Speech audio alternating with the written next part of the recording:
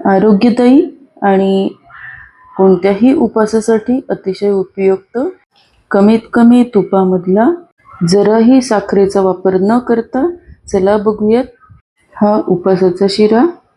नमस्कार, गौरीज चॅनलमध्ये सगळ्यांचं खूप खूप स्वागत. इथे आपण 2 रताळी घेतलेली आहेत. एका बाजूला आपण 2 चमचे साजूक तूप एका कढईमध्ये घेतलं.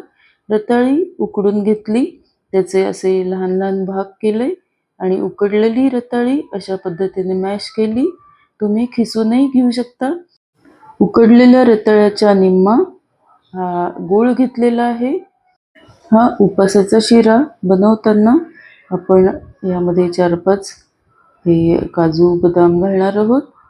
आता एका बाजूला साजूक तुपामध्ये हे काजू बदाम तळून घेतले, त्यामध्येच गूळ आणि रताळी उकडलेली मॅश केलेली ती त्यामध्ये घातली. सगळं एकत्र केलं. अगदी अर्धी वाटी त्यामध्ये दूध घातलं. हे व्यवस्थित एकत्र करून एकजीव करून त्यामध्ये जायफळ किसून घातलं. गूळ म्हणल्यावर जायफळ हे आलंच. अशा पद्धतीने व्यवस्थित मिक्स करून हे छानपैकी उकडून घेतल्यामुळे आपल्याला जास्त शिजवायची गरज नाही. आता यामध्ये 1 चमचा साजूक तूप आपण वरून थोडंसं घालून परत त्याला एक वाफ आणायची आहे. यामध्ये थोडंसं केशरही आपण घातलेलं आहे.